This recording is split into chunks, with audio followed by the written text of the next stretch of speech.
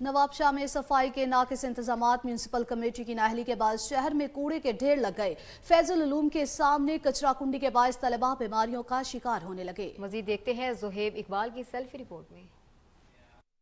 मौजूद हूँ municipal committee Nawabshah के वार्ड नंबर 4 में। यहाँ पर आप देख पाए तो मेरे पीछे ये सरकारी स्कूल है, फैज़ उलूम, काफ़ी कदीम पुराना स्कूल है। इसके बिल्कुल बराबर में यहाँ पर म्यूनसिपल कमेटी की नाअहली के बायस कचरा कुंडी बना दी गई है, जिसके बायस यहाँ पर पढ़ने वाले तलबा को परेशानी का सामना। इस वक्त हमारे साथ इलाका मुकीन मौजूद है, आइए इनको से जानते हैं। जी सर बताइए। भाईजान इधर बड़ी परेशानी है लोगों को, ये सामने आपके कचरा रखा हुआ और आने जाने वाले बच्चों को भी परेशानी है, स्कूल के बच्चों को भी, और आने जाने वाले मोहल्ला को भी बड़ी परेशानी है इससे।